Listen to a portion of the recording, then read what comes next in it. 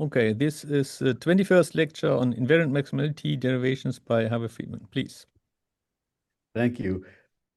Uh, so we've had a little bit of a break here, and I gave some talks on reverse math meeting, and those talks are, and notes for those talks are on my downloadable manuscripts page.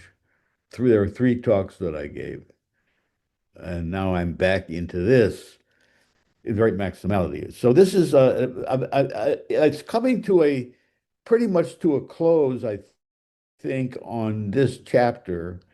Um, and then we want to get into strictly finite forms. This is important. Uh, and um,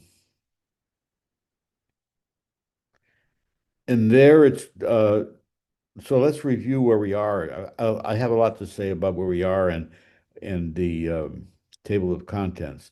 There is always the problem of when you close a book down, and I think I have some control now as to limiting the book so it gets done.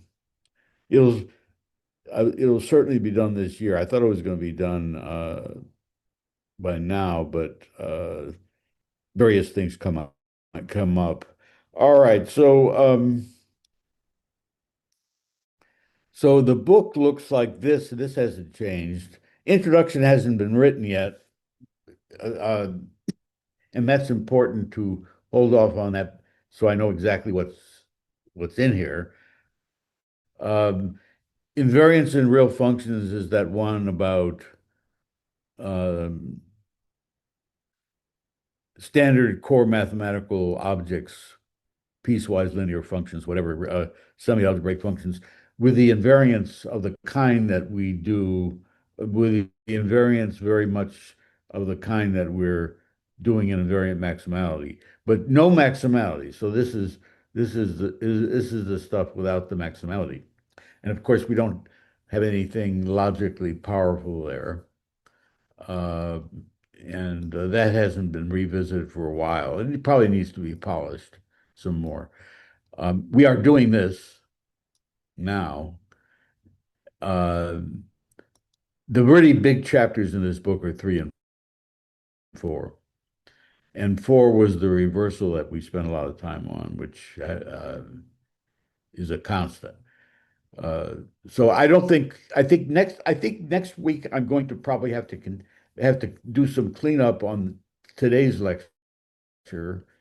Um, and also finish up this chapter. So I'm thinking of one more week on this chapter 4, and I'm um, hoping to get to chapter 5. Uh, so I'm hoping for that, assuming everything is fine. All right. So some of this chapter 3 has been changed. Now the beginnings are not. This is all very solid and constant. I will say in the introduction that you can avoid on a first reading, you can avoid this material in section 3.4. Uh,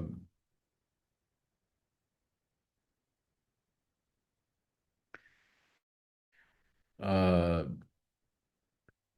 because the lead templates are pretty nice. They're called they're order constraints. The concept of order constraint is quite nice. But if you want something sort of more basic and simpler, or maybe more directly connected with what you see in math all the time, uh, one might uh, one might be interested in these weaker things: square roots, ordered squares, free sets. Free sets, come up a lot in cliques and graph theory and whatever. But the master one is this. So you could, I'm going to say in the introduction that you can, um, section 3.4 is optional in some sense. All right. Then usability, which we've been using, um, hasn't been any recent changes. Uh, One usability means dimension one, and that turns out to be a thing unto itself, which is uh, not that exciting, but where things are provable. Uh, it's dimension two and higher where the action begins, uh, and this was an important section. Stability of usability. That is, if you have two isomorphic functions, one is usable if only the other is. Uh, Dimension reduction. In other words, the whole subject is order theoretic. So isomorphisms between closed intervals, between -1, 1. Uh, yeah, isomorphisms preserve usability. This is comes up. Now, in a finite case where you have a finite function, when you have a finite function, I completely analyzed, and using very weak systems, I completely analyzed what's usable. The most important notion of usable is called fully usable. But there are these weaker things, and it turns out that the weaker things are equivalent to fully usable for finite functions. And in other contexts, there's some equivalences. Um, so this was a pretty complicated thing that we went through. We went through this. All right, now, uh, then I ventured into the red meat, the real stuff. And that's when you have when you have functions that aren't finite, then when are they usable? And I looked at these very basic ones where you just add on the identity function on -1, 0, and this is just incrementing going up. Incrementing meaning you add 1 over n to 0 over n goes to 1 over n goes to 2 over n dot dot dot goes to n over n, which is 1.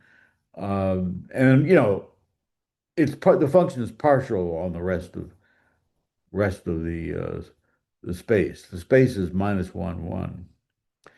And this, surprisingly, not for us surprisingly, but for everybody else, this surprisingly runs up and down large cardinals.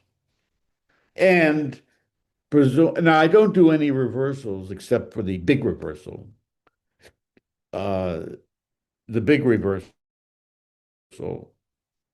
Um, I haven't done any of the other reversals because it's not my highest priority now.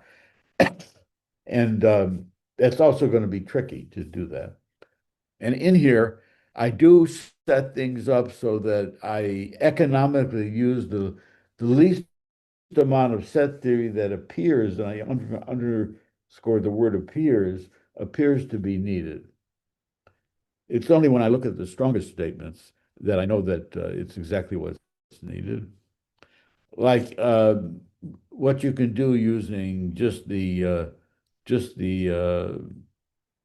ordinal omega 1 in a conventional reasonable background theory uh, is important.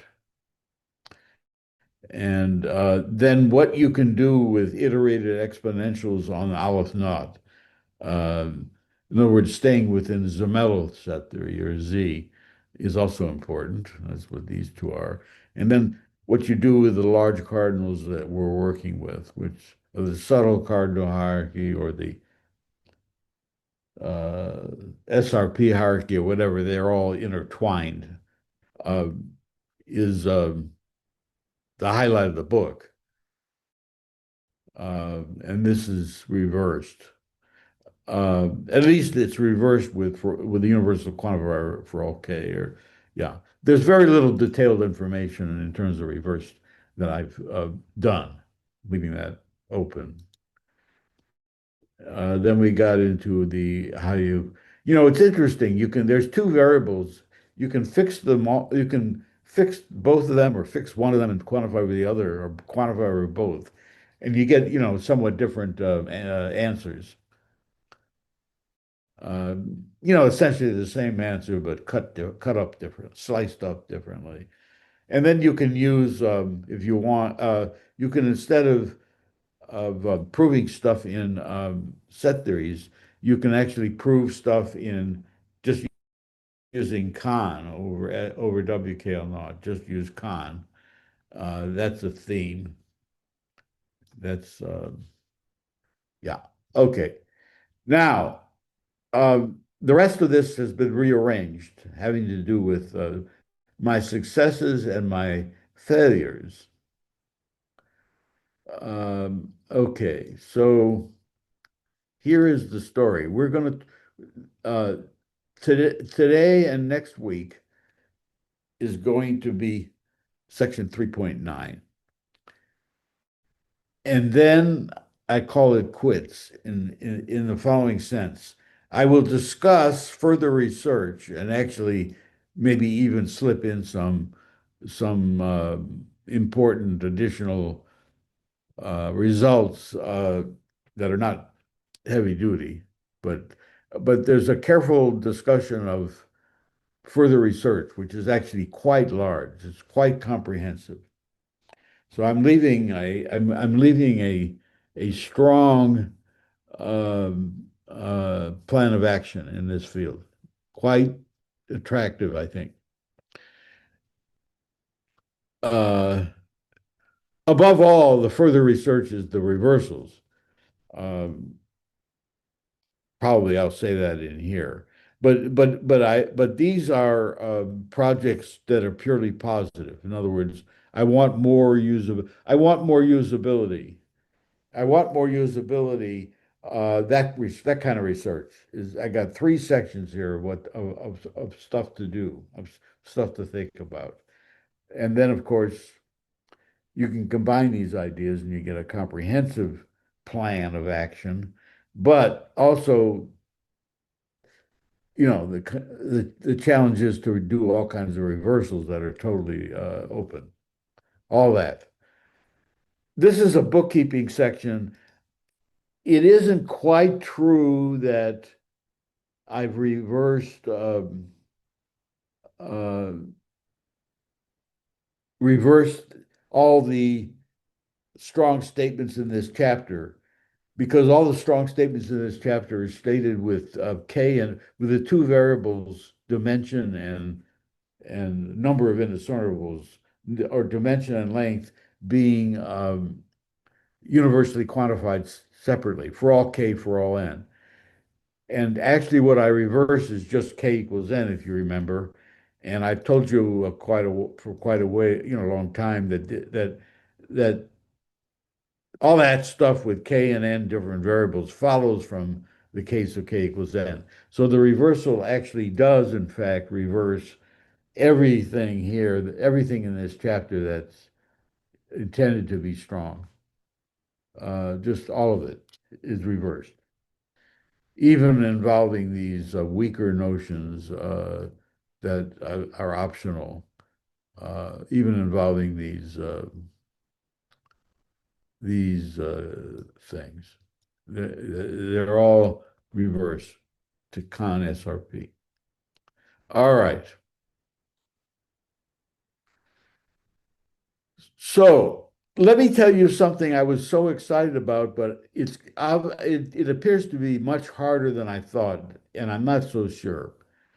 I thought that I was going to define the almost identities and actually show that all the almost identities, all of them, are usable, fully usable, except the ones that have this silly little, all the strictly increasing ones, sorry, except this silly little uh, two-element function that came up in the finite case. If you recall in the finite case, I proved that a finite function is fully usable if and only if it's strictly increasing and doesn't have a two-element restriction of a certain simple kind. Uh, that was very satisfying.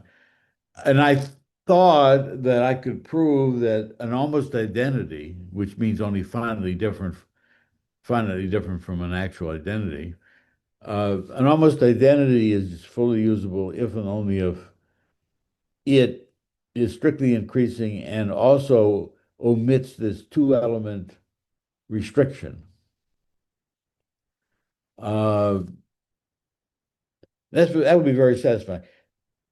Okay, I had to take that back, although I never formally claimed it, um, publicly claimed it. I had to take that back and recovered, I think, something. And in fact, the way I now talk about it, what I've recovered is almost as good. I mean, it's almost as good in terms of propaganda, that is. So let me tell you what happened. So I observed, and I've known for some time, that once you get beyond these very basic ones, um, it's hard fought to even handle one interval. See, this is an example of one interval plus a finite amount of. It's a single interval plus a finite function, and I call that an interval extension. So it's very natural to say, look, I can handle all finite functions. I know when they're usable or not.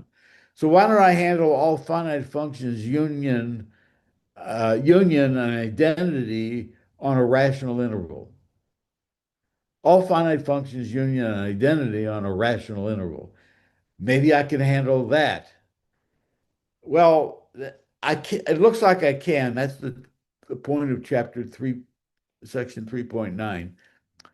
This proof is looking quite solid. It'll be completely solid next week. I think I've got the core of it, that I'll show you today. Um, and So the theorem says the following.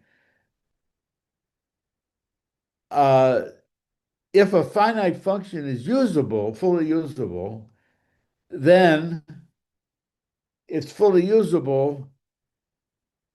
Uh, then if I extend it by an identity function and it stays strictly increasing, then it's still usable, fully usable. In other words, strictly increasing is been long shown in early sections in this chapter to be necessary for anything, to even two dimensions, not one dimension, but two dimensions. Um, so this is very nice, and this looks like I got the main result when it looks like I got the main result I was looking for, namely, you can take any finite function that's usable, add on the identity function on a rational interval. As long as it stays strictly increasing, it's fully usable. That sounds like the winner. Well, the real winner is, well, I don't have to advertise this right now here, but the real winner is if I could show that you could add on the identity function on any finite union of intervals, rational intervals. That would be uh, uh, like solving the almost identity problem. And in fact, this question that I just raised is in here under further research, though, while I do this. Now, this is surprisingly intricate to actually handle just one interval. Um, and we're going to talk, I'm going to talk about this today uh, and then finish it up completely next week. Uh, so the way I do this is, first of all, I like to separate the set theory from the combinatorics. Uh, I like it to be separated. And the right way to do that is a good way to do that is to first talk about indiscernibles rather than build them on the fly in the middle of an argument. Is to first have the indiscernibles and then do the combinatorial stuff that you insert the indiscernibles in. You see, um, and this I think is very convenient. Okay, so that's what this section is. in this section, I handle the case where, remember, I'm trying to handle adding an interval to a finite function. Uh, this is if the interval is if the interval is -1, 0, I just handle it uh, nicely. But I'll have to use SRP plus. I'll have to use con SRP or SRP plus because this case here includes the earlier stuff with those special forms. That, in other words, these are special cases of -1, 0 together with a finite function, strictly increasing, right? So I'm clearly going to have to use large cardinals to do this, and I do. Okay, then I have this interval in the center between -1 and 1, with a fixed point at an end point, at the right end point. I handle that case. I handle this other case where the uh, yeah, I handle finally a case where there's a fixed point in the middle of nowhere. And then I handle another entirely different case where f is strictly regressive below -0.5 and strictly dominating after 1/2.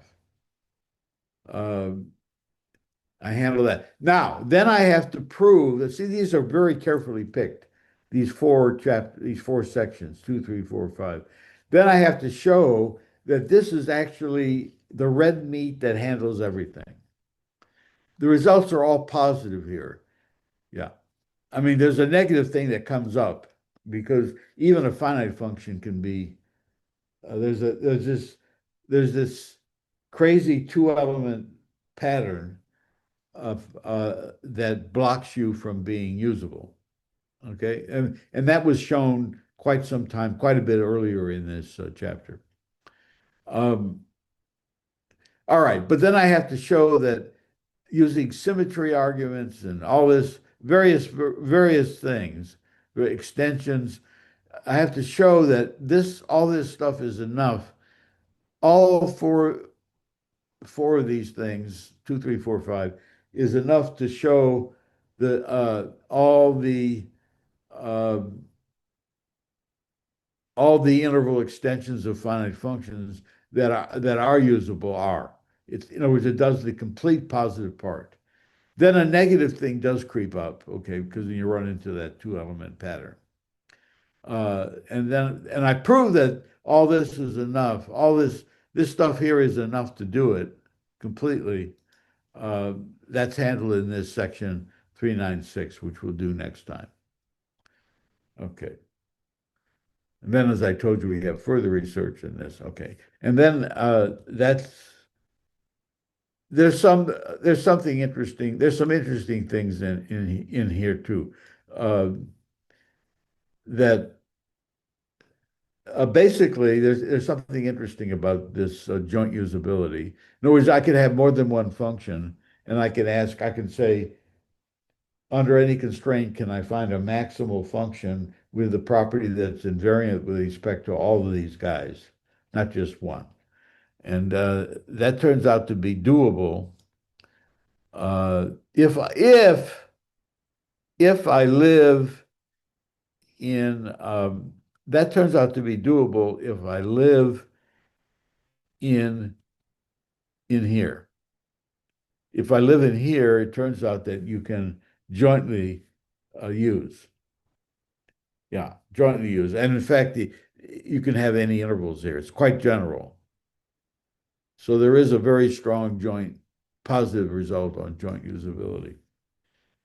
All right. And then, but these are even more, just even stuff that's even more general, called relation invariance. Uh, yeah. All right. So let's talk about this thing. So this is the big theorem, and it almost looks like the ultimate of what I would ever want, but it isn't because there's some stronger things around the corner. But those stronger things probably will be on the scope of the book. All right, IEU. Every strictly increasing general rational interval extension of a fully usable finite function is fully usable. So if you have a strictly increasing uh, interval extension of a fully usable finite function, it stays fully usable. By the way, I had some notation for rational intervals. A general rational interval is of the form P comma Q, uh, where P and Q are rationals, and P might be equal to Q. That includes degenerate. That includes degenerate intervals. And I use the name rational interval to mean non-degenerate. This is a convention that exists in way in the early parts of this chapter. Uh, okay, so every strictly increasing general rational interval extension of a fully usable finite function is fully usable. All right. The goal is to prove in this section that statement. And that includes these other earlier ones. So this is going to be very strong. This is going to be like con SRP. As I said, we developed the indiscernibles now in advance. Then this sort of is kind of a simplifying idea. Uh, all right, and then we establish full usability in these three sections. Uh, full usability here. Well, it's probably more than, yeah. Okay. All right.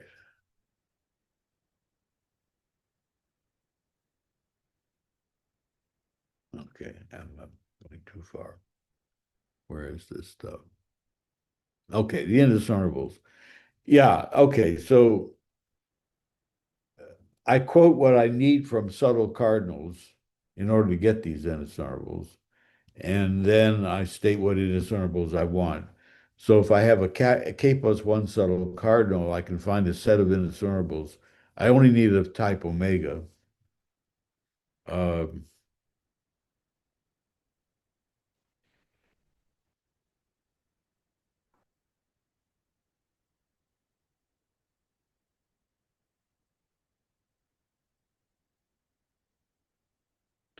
where's my omega?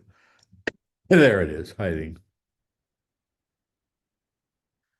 Um, so I just need omega indiscernibles. Can get more.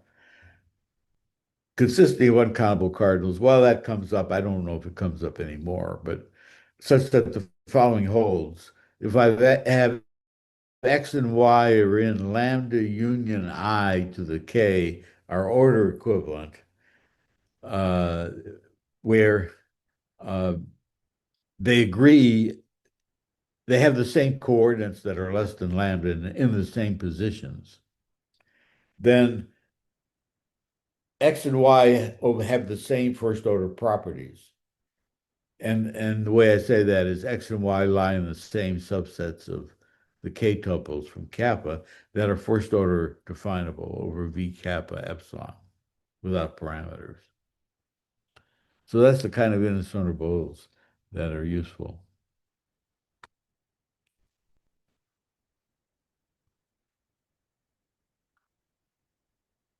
And we fix the set I of indiscernibles and the enumeration of the first omega elements. All right, so how do we handle the interval -1, 0? When I put on a finite function, the whole thing is in strictly increasing. So the first step is to extend. So if I have a strictly increasing,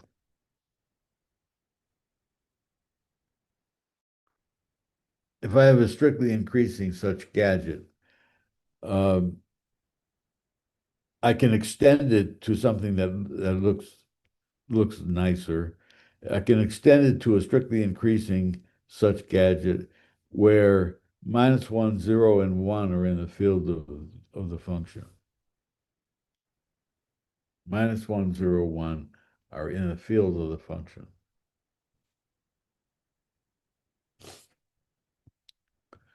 All right, this is no big deal. Um, some simple thing. All right, so now what do we want to do? The way we do this, we've done this before in different contexts, right? Um, we want to blow this up into the transfinite and do cardinal combinatorics there that imitates the invariance that we're interested in, except now it's in the ordinals. And then pull it down by the Skoll-Lowenheim theorem. In other words, every model is elementarily equivalent, has a countable substructure, if you like. But we've got, in order to do that, we've got the important point. The other ingredient is maximality. So far, I haven't said anything about maximality. The maximality is always handled by a greedy construction. You can always find something that's maximal in a strong way if you have a good well ordering of your system. Now, since our system our main system is Q is the rationals between -1 and 1, which don't come with any kind of normal standard well ordering, right? So here you want to use some standard well ordering of the space in question and play with how that mixes with the usual order that we know exists. That's the question. How do we do that?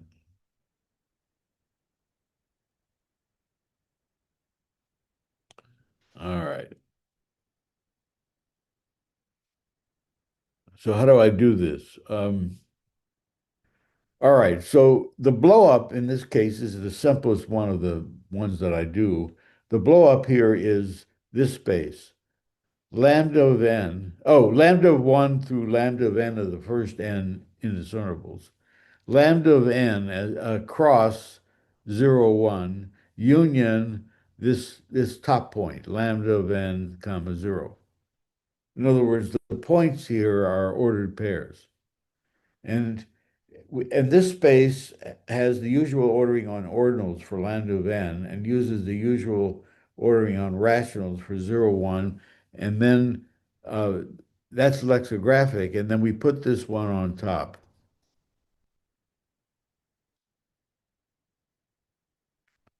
You see that? That's put on top. All right. Now, the way one does this throughout invariant maximality is you have this dense linear ordering, and now it might be in the transfinite because you have to use high-powered set theory. Okay, so it's just a dense linear ordering at this point, but then I need a natural well ordering on the space so that when I make my transfinite induction with respect to that ordering, I get what I want. So this is invariant maximality in terms of proofs is the tail between TALE, between a dense linear ordering and a well ordering of that dense linear ordering, a well ordering of that dense linear ordering. That tension between the two, or how they cooperate with each other, is really what's happening. Okay, in order to facilitate this, we need to have a ordering on the rationals uh, of type omega. Uh, and so we let less than Q be any effectively given ordering of rationals of order type omega. Then we have less than n double star is the lexicographic ordering on the space, which uses the usual ordering on ordinals for lambda n plus 1 and uses less than q on 0, 1.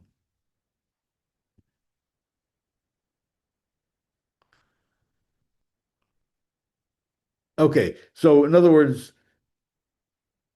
the dense linear ordering is lambda n cross 0, 1 with a special point on top. Um, and the well ordering is lexicographic uh,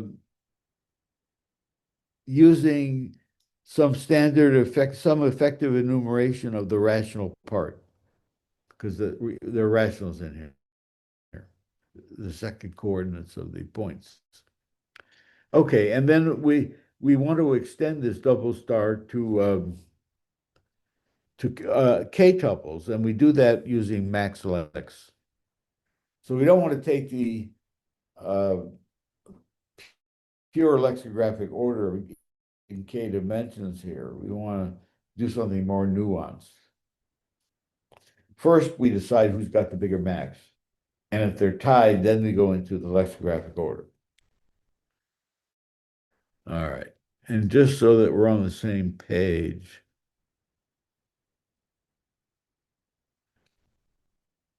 all right. So we have the standard way we lift an order invariant set to any other ordered space, technicality. And then we have the very important transfinite recursion. Transfinite recursion. X is in the X is in SE if and only if the restriction of SE to the points that are smaller, strictly smaller than X, together with X is good. So X is good if and only if the restriction of the set being defined to below X together with X is very good. All right.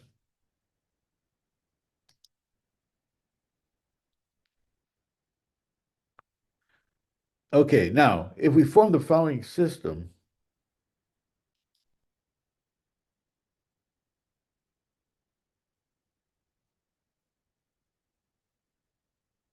okay, we form the following system, the space that I mentioned,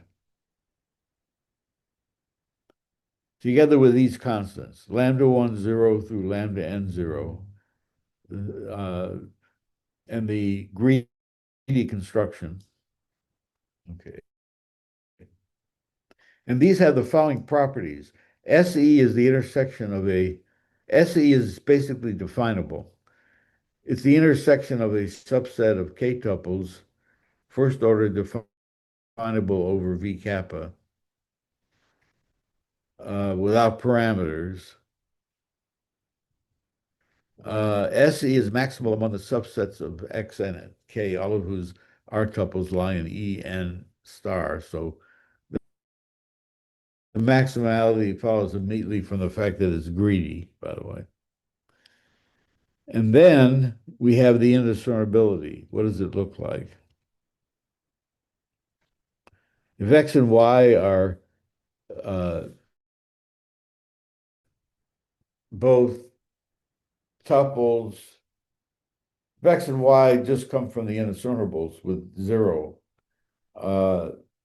together with parameters that are below lambda 1 comma 0, that is, they're in lambda 1 cross 0, 1, then we get X's in SE if and only if Y is in SE. Okay.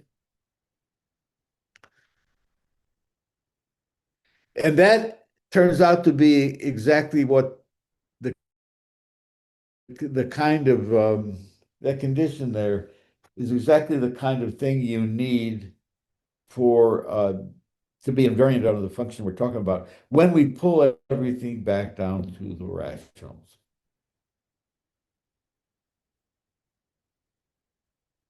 All right. Just very briefly how I do that. I take a countable elementary substructure of this. Uh, and then this has to be a countable dense linear ordering, which is good because uh, yeah, so we want to have that. Um, and we still retain the maximality. Uh, we enumerate the field of G. Remember, we want to be G maximal, and we argue that we argue that we can transfer the indiscernibility. The maximality is preserved under elementarity. This kind of indiscernibility is also preserved. Okay, so that takes care of that.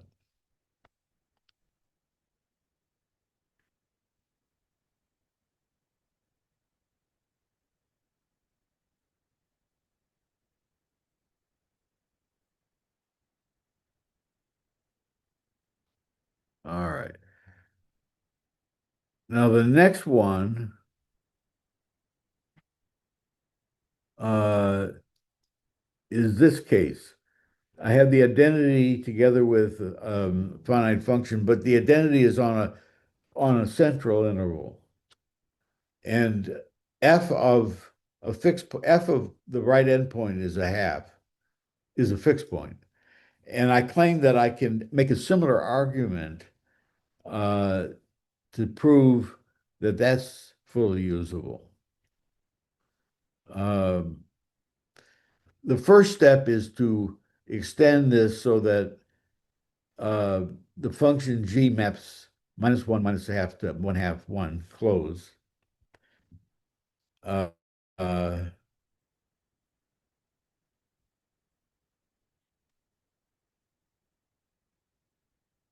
wait, maps this into this is not right. This maps this into this.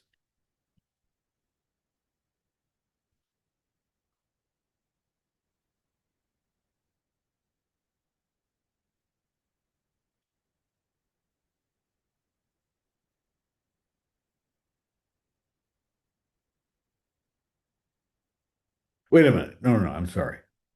Sorry, that's not what I meant.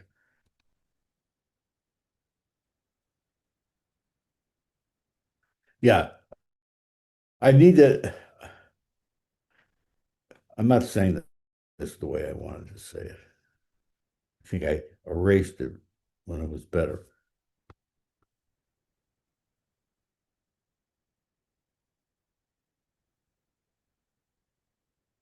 In other words, it's an actual partial function from here into here.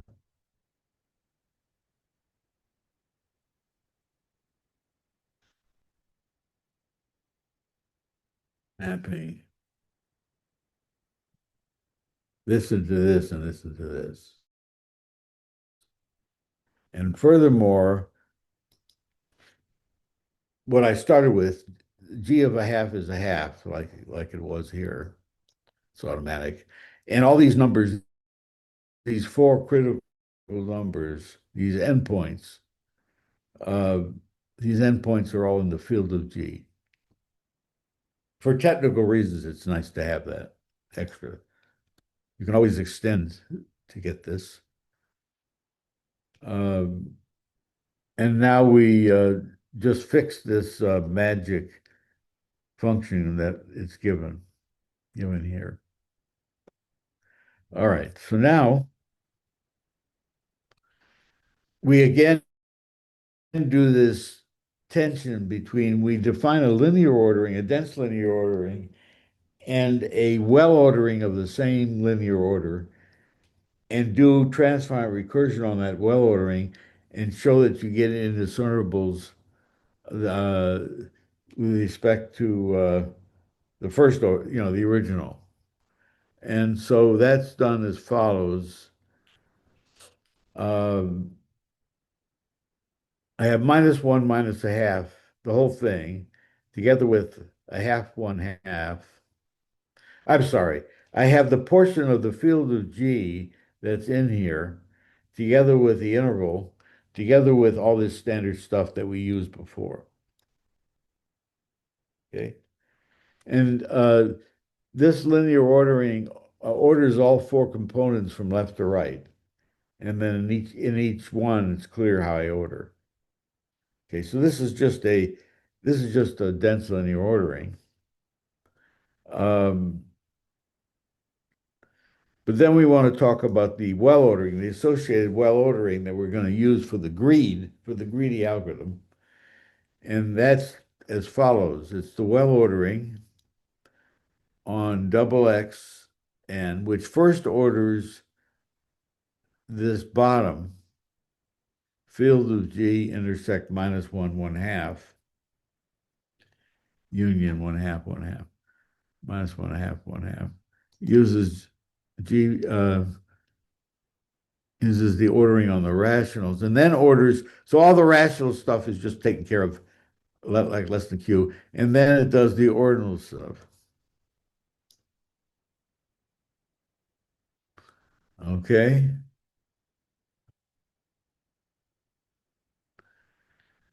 So you see the well ordering is quite different than the well ordering is different than the just plain old natural ordering. See, because these guys come up uh, early. All right. And then we get this result.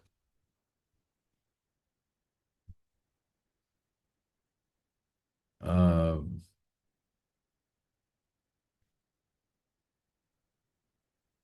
yeah. So this is proved the same way, make a system with these constants and use elementarity.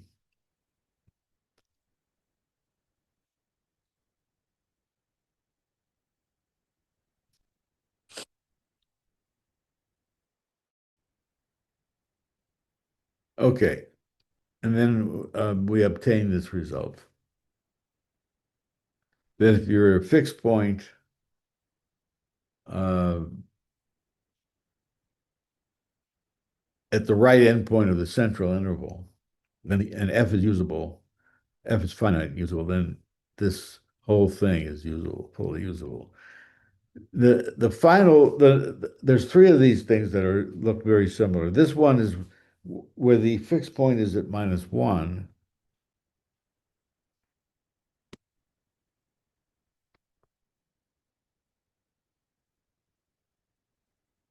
Okay, so here we have this thing, which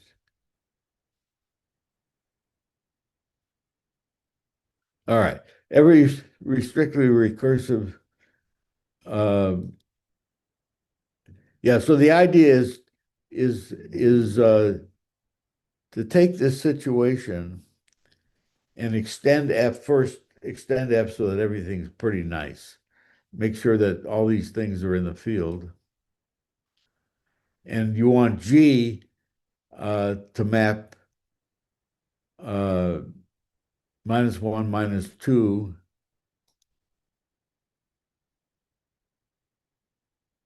Yeah, to map all the stuff that's not in the central interval into itself.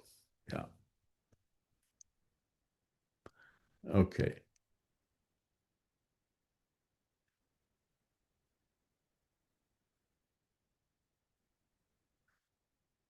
Now, for the final change, for the final thing, we had uh,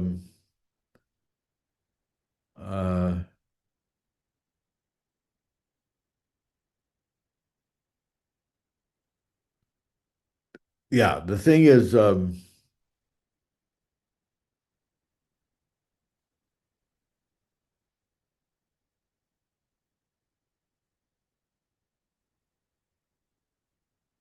All right, here it is. If you're strictly regressive before a half and strictly dominating after a half, that's fully usable. And the way that's done is fix such a thing. And first of all, make an extension so things are nice. You can play with them nicely. You can extend it, keep it strictly increasing, and have two parts. The part before the part before the interval and the part after.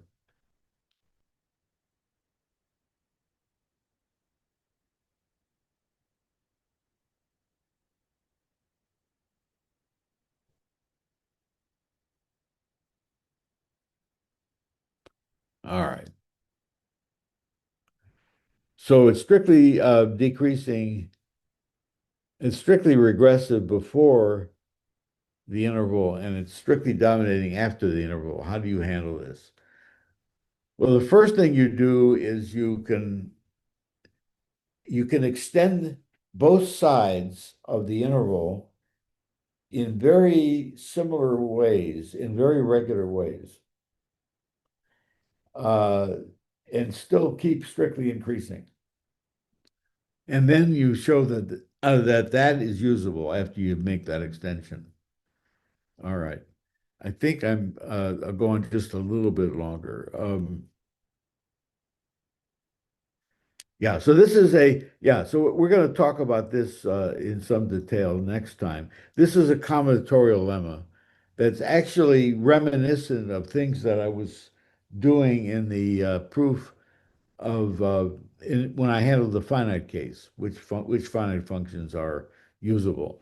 Um, and here, there's the similar things that have to be done that you can extend finite functions that are strictly increasing or strictly regressive, strictly dominating or strictly regressive, to ones that have a clear structure. Uh, that's a purely combinatorial thing. Uh, and then once we get the structure down clearly, we can then embed it in a transfinite situation with enough symmetries that we get what we want. And this will be the heart of next week's lecture when I pin down everything better than I have at the moment. All right, I think I'll stop here. Thanks.